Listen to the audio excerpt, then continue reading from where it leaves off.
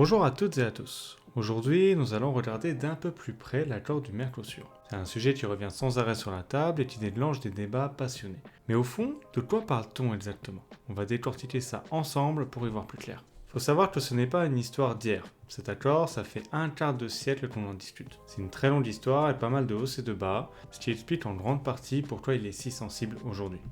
Et voilà tout le dilemme. D'un côté, on nous promet une aubaine pour l'économie, mais de l'autre côté, il y a de vraies inquiétudes pour notre agriculture, notre santé et finalement pour la qualité de ce qu'on mange. C'est cet équilibre fragile qu'on va explorer. Bon, avant toute chose, revenons aux fondamentaux. Qu'est-ce que c'est le Mercosur? Et quel est le but de ce fameux accord de libre-échange avec l'Union européenne? Le Mercosur, c'est le marché commun du Sud. Il réunit 4 pays. L'Argentine, le Brésil, le Paraguay et l'Uruguay. Et attention, ce ne sont pas n'importe quel pays, ce sont des poids lourds de l'agriculture. À eux 4, ils pèsent pour un quart de la production mondiale de viande de bœuf. C'est énorme. Le parcours pour arriver à un accord a été un vrai marathon. Les premières discussions datent de 1999. Le premier accord a bien été trouvé en 2019, mais il a été gelé. Et puis voilà que les négociations reprennent. C'est un véritable feuilleton diplomatique et commercial.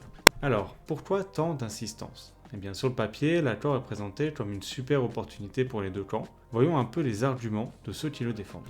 Pour se faire une idée, prenons un chiffre, 35%. C'est la taxe qu'une entreprise européenne qui fabrique des voitures ou des vêtements doit payer pour vendre ses produits là-bas. C'est une barrière commerciale quand même très importante. Et ça ne concerne pas que l'industrie. Le vin, par exemple, un produit phare pour l'Europe, est taxé à 27%. On voit bien que ces droits de douane sont un frein pour les échanges. L'accord est donc un deal, un donnant-donnant. L'Europe aurait la possibilité de réduire les taxes qui sont imposées sur ses voitures, ses machines ou son vin, et en échange, le Mercosur pourrait exporter vers l'Europe des quantités massives de bœuf, de volaille et de sucre, en payant moins de droits de douane ou aller jusqu'à la suppression dans certains cas. C'est vraiment le cœur du réacteur de cet accord. Mais alors, si c'est si avantageux, pourquoi est-ce que ça grince autant, surtout des côtés des agriculteurs? C'est là que les choses se corsent. La réponse, elle tient en quelques mots. C'est la peur d'une concurrence déloyale. Toute la polémique vient de là. De cette impression que les règles du jeu ne sont tout simplement pas les mêmes pour tout le monde. C'est vrai, on pourrait se dire ça. C'est l'argument classique du libre-échange, non? Si un produit est moins cher ailleurs, autant l'importer. Ça fera baisser les prix pour les consommateurs. Sauf que ce raisonnement ne prend pas tout en compte. Le point de friction majeur, c'est que les agriculteurs européens et sud-américains ne sont pas du tout soumis aux mêmes règles. En Europe, les normes sanitaires, environnementales, de bien-être animal sont parmi les plus strictes au monde. Beaucoup de pesticides ou d'antibiotiques qui sont utilisés dans les pays du Mercosur sont interdits chez nous. Ça crée une énorme distorsion de concurrence et ça pose aussi des questions de traçabilité et de santé. Pour que ce soit concret, prenons l'exemple d'une pièce de bœuf comme l'aloyau. S'il est produit dans un pays du Mercosur, il peut arriver sur notre marché en étant de 18 à 32% moins cher qu'un aloyau produit en Europe. Cette différence de prix, elle vient en grande partie de ces différences de normes et de modèles de production.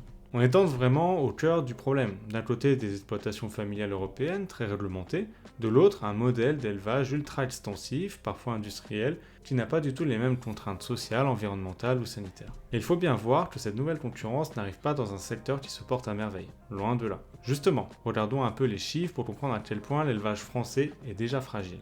En à peine 10 ans, la France a perdu plus du quart de ses élevages de bovins. On est passé de 202 000 fermes à 148 000. C'est une hémorragie. Ça montre bien que le secteur est déjà sous une pression immense. Et à ça s'ajoute un vrai défi démographique. Plus de la moitié des éleveurs ont 50 ans ou plus. La question de qui va prendre la relève est très importante. Forcément, un secteur vieillissant est un secteur plus fragile face au choc. Pour ça est donc assez clair. Les chiffres nous montrent un secteur agricole qui est déjà sur la corde raide. On comprend mieux pourquoi l'arrivée potentielle et massive de produits à bas coût est vue comme une menace vitale. Alors, si on met tout ça dans la balance, d'un côté on a un secteur agricole stratégique mais en difficulté, de l'autre on a cette promesse de croissance économique. Est-ce que le jeu en vaut vraiment la chandelle? C'est la question à 1 million ou plutôt à 1 milliard, ou plusieurs milliards. Au final, quel serait l'impact réel de cet accord sur l'économie de l'Union européenne?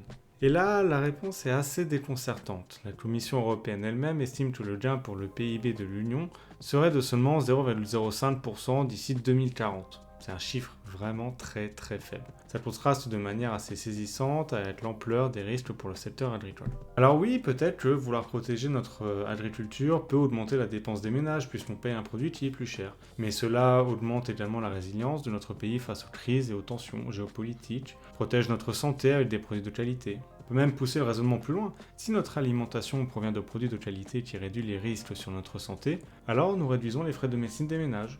Nous réduisons également les dépenses de la sécurité sociale et des mutuelles des ménages. C'est un effet indirect d'une alimentation de qualité. D'ailleurs, si nous souhaitons réellement réduire le coût de vente de nos agriculteurs, il faut s'attaquer aux normes et réglementations qui leur imposent de passer tant d'heures devant leurs écrans au lieu de travailler la terre.